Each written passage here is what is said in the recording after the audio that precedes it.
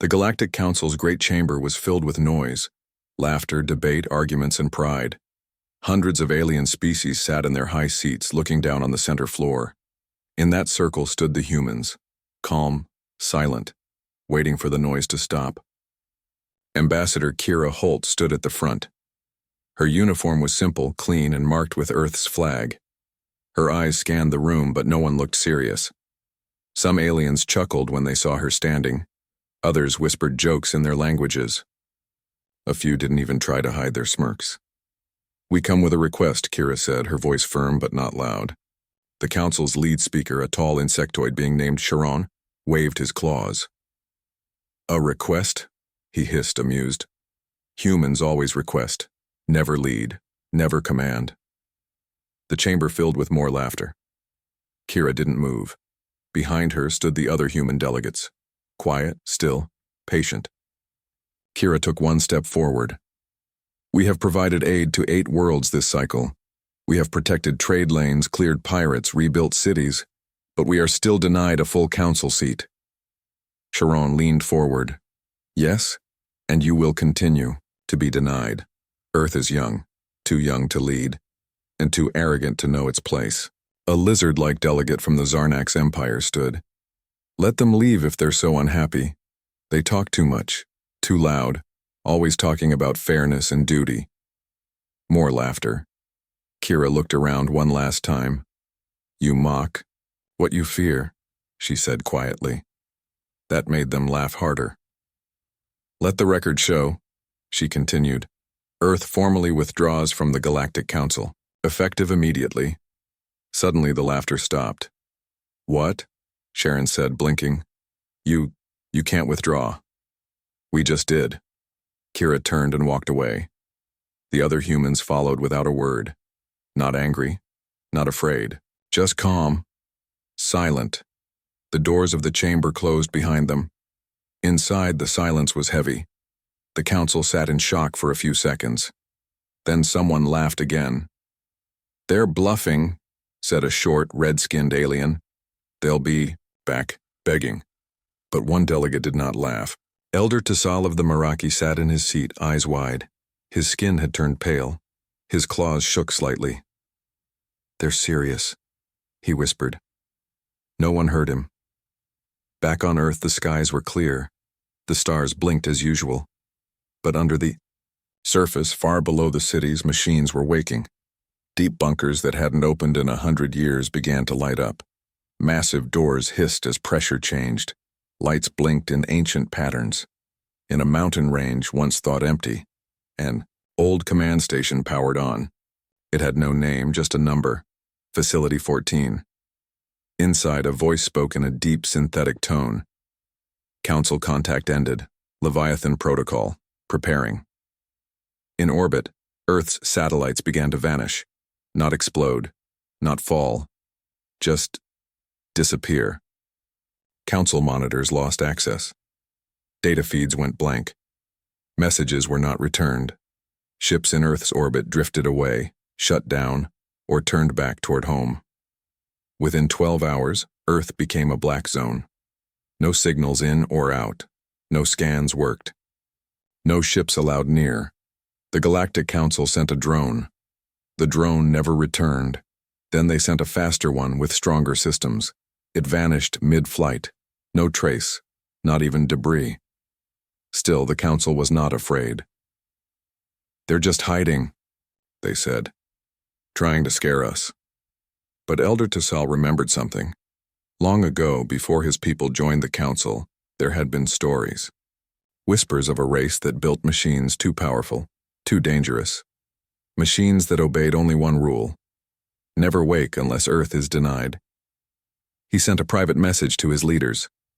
"Do not ignore this. The humans are not bluffing." But it was too late. 3 human ships left Earth's orbit silently. No war paint, no weapons showing. But they moved faster than any Council ship ever recorded. Their energy signature was unknown. Their signal said only one thing: this is not war, this is consequence. On Zevor, the Council world, the aliens laughed again. But this time, it sounded nervous. What bothered them most was not the silence. It was the calm. Humans had not shouted, had not threatened. They had just walked away, and the galaxy didn't know it yet. But that was when everything truly began. The stars above Earth had gone quiet. From every corner of the galaxy, ships tried to reach Earth. Ambassadors, traders, spies. None of them got close. Every signal bounced back. Every scan returned static. The Galactic Council grew frustrated. They wanted answers. How can a single planet block all scans? Sharon snapped in the chamber. It's not possible. But it was happening. Every drone sent to Earth vanished. No wreckage, no warning, no explanation. One Zarnak spy ship managed to get within visual range. The crew saw something strange. Dozens of massive shapes orbiting Earth. Ships maybe, but with no heat, no lights, no movement. They floated like dead things. Yet the moment the spy ship tried to scan them, its systems crashed. Power drained. The ship barely escaped. Back in Council space, the report arrived with a single message attached. Do not look where you are not welcome. Some species laughed again. Others started to worry. Then came the silence. For 7 days, no human was seen in the galaxy. No trade ships. No colonies contacted the Council. Human stations in deep space went dark, shut down without warning. It felt like a ghost had passed through the stars. In a quiet part of the Council archives, a young researcher named Tella was digging through old human files. Most were locked, but one was opened by accident. A file labeled Protocol Leviathan, Sleep Condition. She opened it. The file was simple. One sentence. If respect is denied, silence will follow. Tella reported it, but the higher-ups dismissed her. A scare tactic, old code, doesn't mean anything. But Tella wasn't so sure. On a mining planet called Vekros II, a strange ship appeared above the colony. It did not speak. It did not land. It only hovered. For 5 minutes, every system in the colony froze. Then the ship left.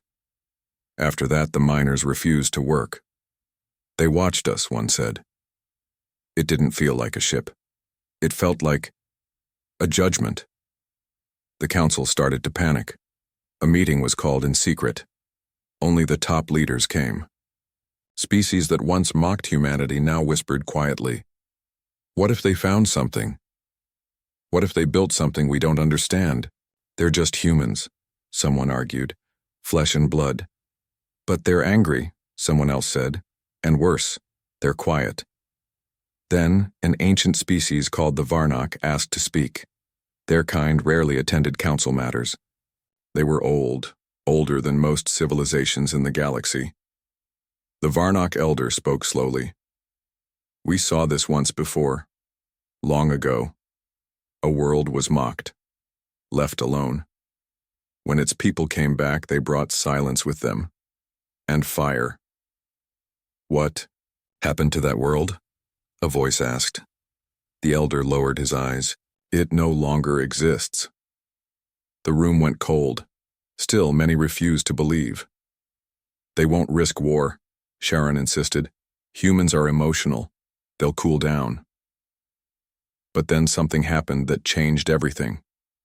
On the edge of the galaxy, near a star called Hellion 9, a research base lost contact. It was a science hub, peaceful and well-guarded. It sent one message before going dark. Unmarked vessel approaching. No response to hails. Shields failing. Something is... Then silence. When rescue teams arrived days later, they found the base untouched. No sign of battle. No damage. But no people. Not one. The council examined the recordings. What they saw was not war. It was erasure. As if the people had been removed from existence without a trace. There was no sound, no blast, just stillness. Fear began to spread. In a public meeting, a nervous delegate stood. We must speak to Earth again. Apologize. Make peace. But no one knew how. Earth no longer answered calls. A plan was made. The Council would send a message across every known frequency. A public broadcast with regret, with respect. They sent it. There was no reply. But 3 days later, a strange object appeared in Council space. It floated silently near the Capitol. It wasn't a bomb, it wasn't a ship, it was a box. Inside the box was a message written in clear human language. It read, "You laughed, we listened, you mocked, we prepared. You warned us we were small, so we stopped being seen. This is not war, this is memory." The message ended with one word burned into the metal: Leviathan. In the council chambers, the message was read out loud. No one laughed. For the first time, they understood. Humanity had not gone silent because it was afraid. It had gone silent because it had finished waiting. And far away, in the shadows of deep space, something massive began to move. Not toward war, but toward something worse. Something the council had no word for. The council could feel it now. Something had changed. They tried to act normal, sent ships, arranged meetings, gave speeches, but none of it mattered. In the back of every mind was the same question: what is Leviathan? On the 4th day after the box arrived, another human ship appeared. This one didn't hide. It arrived in council-controlled space in plain view, just outside a neutral trade world named Kivara 3. The ship was black, smooth, and huge, larger than any known model. Its surface gave off no energy, no lights, no sound, but it moved faster than anything the Council had ever tracked. When it entered orbit, every system on Kivara 3 stopped working. Satellites fell from the sky, communications died, power stations shut down, even personal devices went blank. Silence, unlike anything they had ever known, spread across the planet. The ship stayed there. It didn't fire.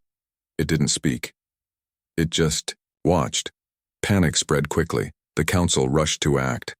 A fleet of 9 warships was sent to Kivara 3. They were told not to attack, just to approach and show strength. They never reached the planet. At exactly 1,000 kilometers from the human ship, all 9 warships simply stopped. Engines off, lights out. Crews alive, but frozen. Not dead, not asleep, just held. A message appeared on every council screen. Stop testing the silence. That same hour, Earth's colonies began to move. Small human settlements, long ignored by the council, now showed strange signals. Old mining stations powered up for the first time in decades. Remote outposts launched new satellites. But they didn't answer any calls. They didn't respond to anything. And what they launched wasn't cargo or people, it was data. Beams of tight, encrypted light spread across the galaxy. No one could read it, no one could block it. Every signal went in one direction, toward the Leviathans. In a deep space facility, Elder Tassal gathered his people. He stood in front of a star map and pointed to old, forgotten coordinates. "These are Leviathan-class zones," he said. "Abandoned sectors. Closed off by humanity before they joined the Council. But we thought they were just dark space." One of his aides said. Tassal shook his head. "They were quiet by choice." Elsewhere, Tella, the young researcher who had found the old human file, was searching deeper. She hacked through locked archives, old Council reports from centuries ago. She found something terrifying. Long ago, before humanity joined the Council, a human ship disappeared in deep space. A search was made. Only one message was recovered from the ship's black box.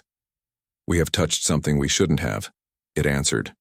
That mission was buried, hidden from the public. Tella knew now. Humanity had found something out there. Something old, something powerful, and they didn't share it with anyone. Back in Council space, chaos grew. Trade routes broke. Civilizations turned inward. Even the proud Zarnax Empire began reinforcing its borders. Charon, still pretending to be calm, called for another public statement. "We will not be bullied by fear. We are the Council. We are united." But no one cheered, because in the skies, above the Council's capital planet, a shadow appeared. It wasn't a ship. It was a reflection, a ghost image of something even bigger.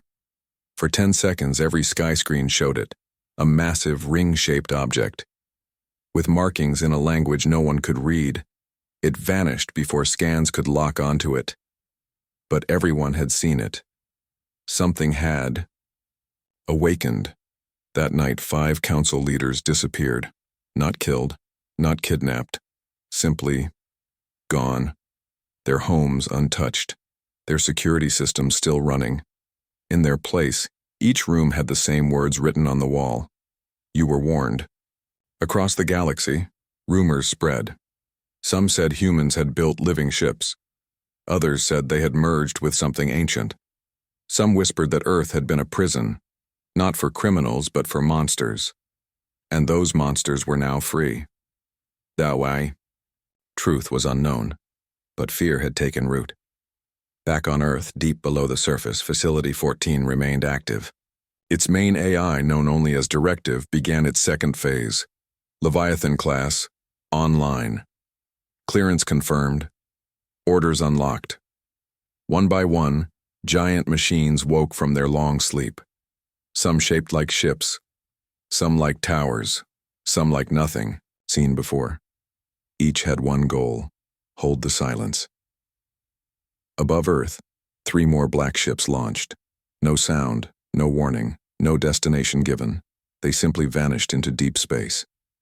And on the moon, an old human general stood on a platform, watching. It all, he whispered to himself. They had their chance. We waited, we asked, they laughed. He turned to his staff. Now, we remind them. Far away, in council space, sensors picked up a ripple in subspace. 1 ship, then 3, then 20, all coming from different directions, all marked with one symbol, a single open human eye. The council knew what it meant. The watching had ended. The action was beginning. In the darkness between stars, something was moving. The sensors didn't see it. The scanners didn't warn anyone. But old captains and quiet warriors felt it, like pressure in the air before a storm. The Leviathans had awakened, and now they were coming. The first to see it was a small cargo vessel from the Sithari Republic. The crew had just finished a long delivery and was heading home. Then, without warning, the stars ahead vanished. Not turned off, not covered, blotted out. A shape moved in front of them. Black as space, too, big to understand. It passed silently like a mountain sliding through the void. One crew member dropped his cup. Another whispered, "That's not a ship. That's a shadow pretending to be one." They didn't speak of it after, just sent a warning to the council and went dark. But similar sightings came in from across the galaxy. Massive silent objects. No weapons fired, no communications, just presence and fear. In the council's main chamber, the panic was harder to hide now. Delegates no longer yelled, they didn't argue. They just looked at one another, wondering if anyone had answers. Charon, now pale and tired, stood slowly. "We must assume this is not revenge." He paused. "This is a plan." The Varnock, Elder nodded. "Agreed. They aren't attacking cities. They're disabling the systems between them." Indeed, the pattern was clear. Human Leviathan ships were appearing not near military targets but near communications hubs, warp lanes, supply relays. In some places they did nothing but hover for hours, and then vanish. But afterward the region went blind, cut off from the rest of the galaxy. It was a quiet kind of power. No blood, no explosions, just control. On a far-off moon called Taloris, a council scout team found one of the Leviathan ships resting on the surface. It was quiet, still, like a sleeping giant. They sent a small drone near it. At 500 meters, the drone's feed cut off. At 100 meters, it turned around on its own and flew back. When the engineers checked it, the drone had rewritten its own code, erasing all council data from its system, as if the ship had judged it unworthy to carry anything from the old order. Then, back in orbit, something even stranger happened. The Leviathan ship opened. Not like a door, not like a hatch. The metal shifted like liquid stone, forming a single glowing shape, a circle with an eye in the center. And then it spoke. Only 3 words, across every known frequency. Begin Phase 2. Nothing more. Then it left the surface and vanished.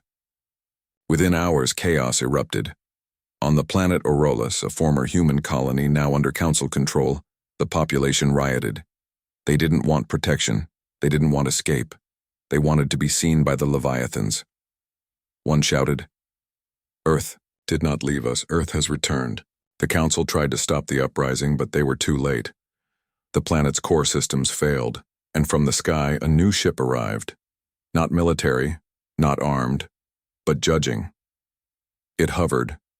It scanned. Then it left. And after it left, the riots stopped. People just stood in silence, as if they had been given orders. Back in the council war rooms, generals studied patterns, desperate to find a weakness. There must be a command center, one said, somewhere Earth is controlling these from. But no one could find one. No base, no signal, no command ships. The Leviathans moved on their own, like they had purpose, like they had memory. Then came a discovery. In a deep archive, a hidden folder was uncovered in the old human database. It was buried under decades of fake records. Its name was Project Echo, the Voice of Forgotten Earth. Inside, a message. It was from a human scientist, long dead.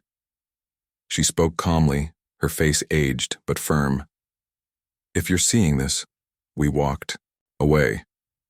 Not out of fear, but out of patience. We waited for the galaxy to grow wiser. It did not. So we left behind tools, seeds. They were not ships. They were choices. She leaned forward. "You can still choose. You can listen, or you can be remembered as dust." Then the screen went black. The council stared at the message in silence. Even Charon couldn't speak, because suddenly they understood. This wasn't just about humans being angry. This was about everything the galaxy had ignored: truth, respect, equality. Earth had given the galaxy time. Now it was taking space. And in the cold void near the starless sector, 100 Leviathan ships formed a wall. Not firing, not moving, just waiting. Behind them something even larger stirred, a shape half the size of a moon. It bore no name, only a simple symbol: the eye. The silence deepened. The war hadn't begun yet, but the balance of the galaxy had already changed. The galaxy was no longer the same. Trade stopped, travel slowed. Communication between empires became harder each day. Every species felt it, a slow, silent tightening, like a noose around the stars. And everywhere, Leviathans hovered. They didn't speak again. They didn't fire, but the meaning was clear. Humanity had walked away from the council. But they hadn't left quietly. They were watching, they were measuring, and they were preparing something bigger. On the planet Rivenhold, a wealthy council world, strange things began to happen. Power stations failed for exactly 6 minutes, 3 days in a row. Statues of council leaders cracked, but only the human ones fell. Sky mirrors flickered at night, showing brief flashes of strange symbols, circles, eyes, and what looked like old Earth writing. But Earth hadn't sent a message, not one official word since walking out. Only the Leviathans moved now. Council. Spies were sent into deep space to search for a human base. Some never returned.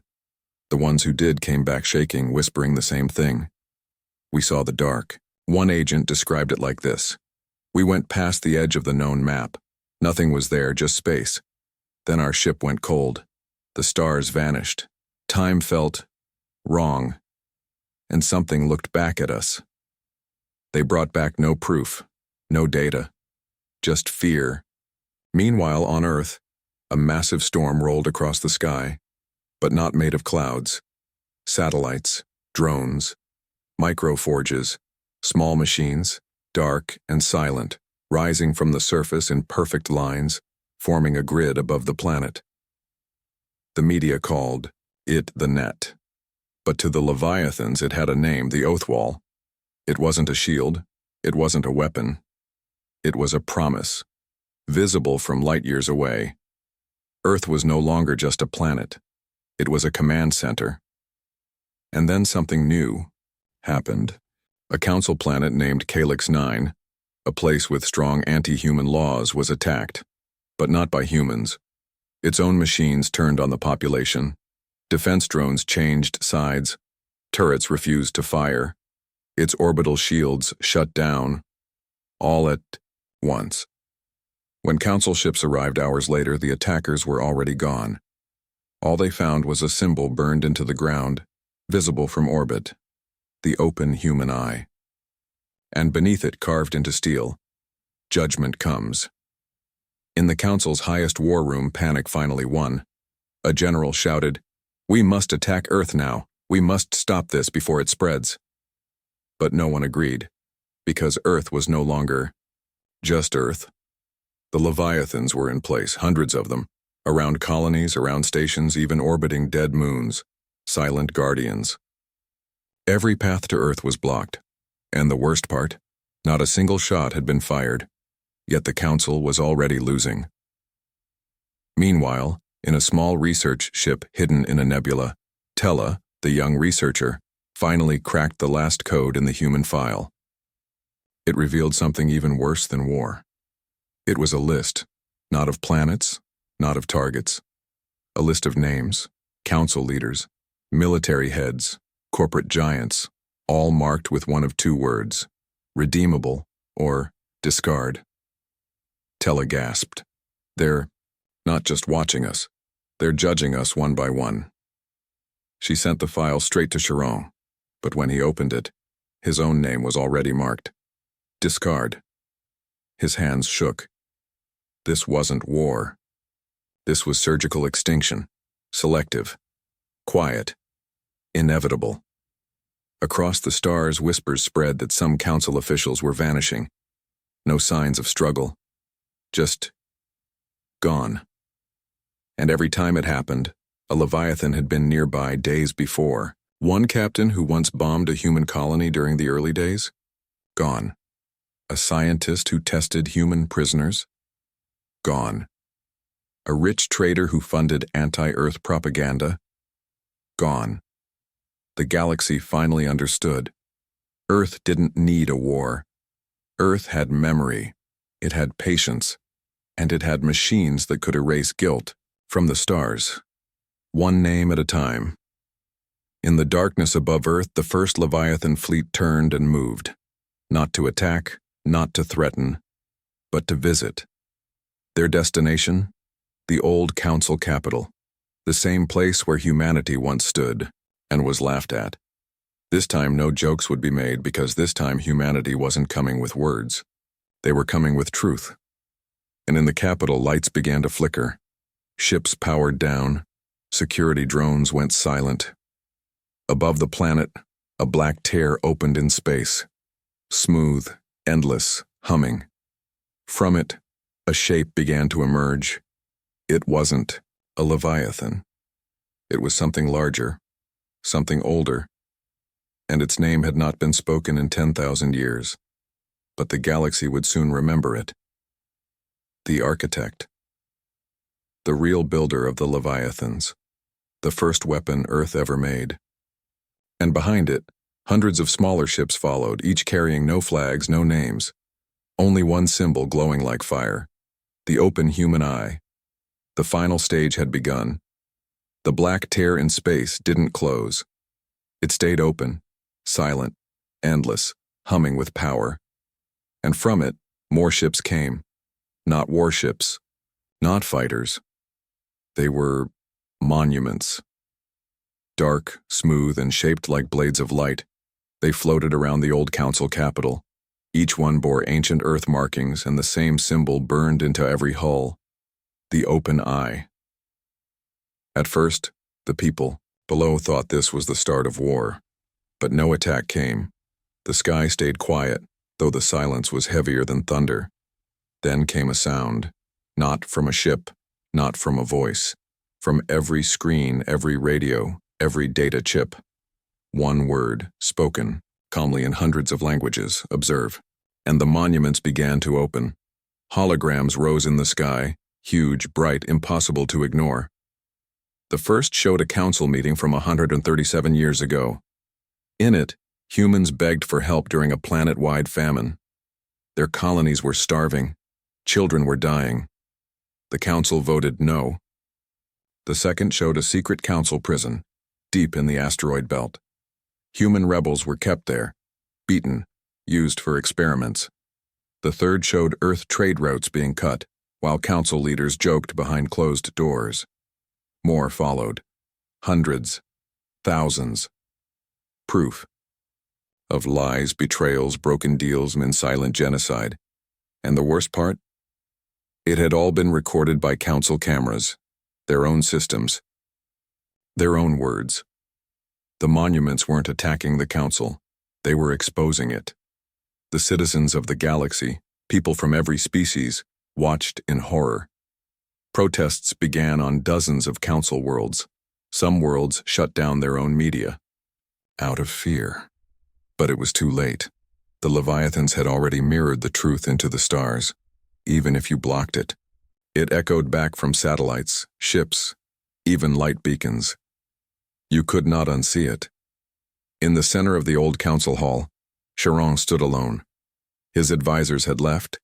His guards had vanished. He looked up at the giant eye glowing above the planet and whispered, "We should have listened." Then the architect spoke.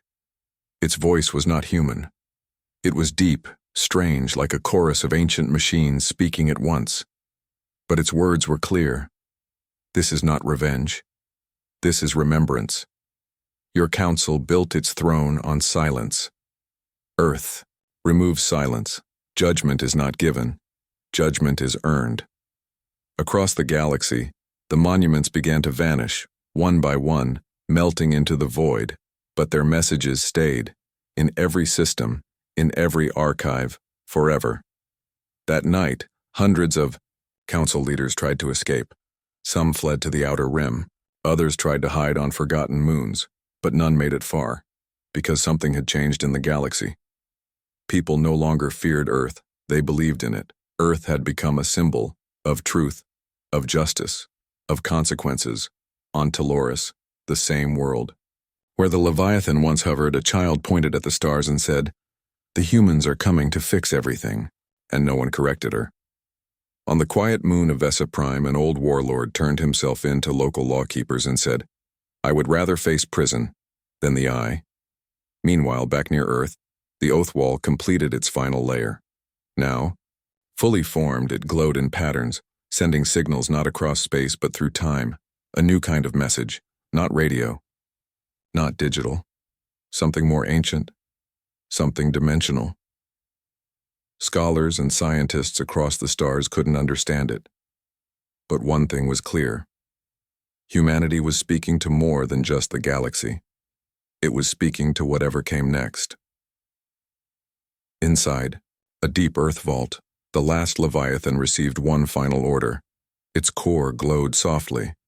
It turned toward the stars and launched, not as a weapon, but as a seed. A single small machine shot across space at impossible speed, toward the unknown edge, where maps ended and darkness reigned. Why? Because Earth had seen enough. It didn't want power, it didn't want control, it wanted change. And if the galaxy refused to learn, then Earth would start over, elsewhere. The message was clear. We gave you history. You chose lies. Now we choose tomorrow.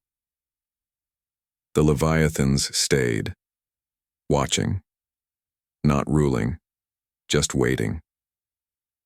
Every ship that passed near them slowed down.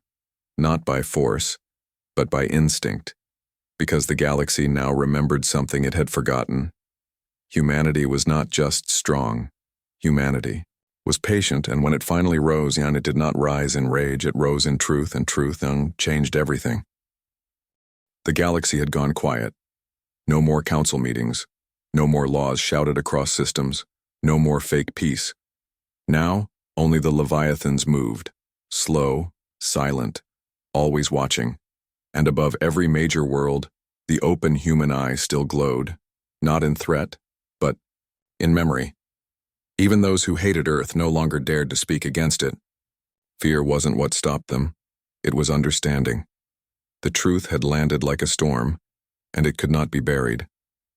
Across the stars, statues of former council leaders were pulled down, not by force, but by the people themselves. On hundreds of worlds, revolt started not with guns but with light, messages, recordings, the same truths the architect had shown, and one by one the people chose a new path. A young teacher on Norvia 3 began sharing human history in her classroom, not to worship Earth, but to teach what happens when power forgets compassion. On the frozen colony of Draxel, miners who once cursed the humans now carried human symbols for protection. They had seen what Earth did, and what it didn't do. Earth could have destroyed the Council, but it hadn't. It had only revealed it, and now, Earth was no longer silent. The architect sent a final transmission, this time in its own voice, a voice filled with echoes from thousands of years ago. It was not a warning. It was an invitation. A council fell, not by our fire, but by its own shadow. Let something better rise. Earth does not rule. We remind. Across the galaxy, humans began to return, not as soldiers but as listeners, helpers, builders. They came with medical ships, knowledge, and machines that healed as fast as they once harmed. On one ruined planet, a Leviathan hovered while human engineers rebuilt a power grid that had been offline for 200 years. A small alien child asked the question no one dared to ask before. Why? Are you helping us? We were part of the council. The human only smiled. We remember what it felt like to be ignored. That answer spread faster than any weapon. People began calling it the Great Return. For the first time in thousands of years, hope moved faster than war. But Earth didn't forget. Deep beneath the planet's surface, the architect returned to sleep, its work complete. The oath wall continued to spin, watching the stars, and the Leviathan stayed spread out across space. Still, patient, never blinking. Because Earth had a lesson burned into its soul. Silence is the first step toward cruelty. And now, Earth would never go silent again. Back on Rivenhold, the planet that once laughed loudest at Earth, Sharon sat in a dark room, alone, stripped of power. He watched the stars. He saw the Leviathans, and he wept. Not in fear, but in understanding. We were never strong, he whispered. We were just loud. On Earth, the skies had changed. No more smog, no more weapons in orbit, only rings of soft light. Satellites that sent peaceful signals, watched data, helped lost ships find their way home. A new council had begun to form, not made of rulers, but keepers. Every species had a voice. Even small colonies once ignored now had a place. Humans sat among them, quiet, respectful, but never blind. The open eye symbol was placed not on thrones, but on the floor, at the center of every meeting. It reminded all who entered, speak truth or be seen. And in that way, Earth changed the galaxy. Not with fear, not with fire, but with presence. Not one more war was needed, because Earth had shown everyone the real weapon, memory, and the galaxy remembered. 1 billion lights now moved across the stars, trade, science, art. But none forgot the day the humans walked out, and none forgot what came next. Far beyond the edge of known space, the seed sent by the Leviathan still flew, faster than light, through emptiness, toward a distant galaxy untouched. By war or lies, it carried no flag, only a signal. In case you need truth, we will come. The human voice inside the seed said one last thing. We are not your rulers. We are your reminder. And so the humans, once laughed at, once broken, became something greater than feared. They became believed, and the galaxy, at last, learned how to see.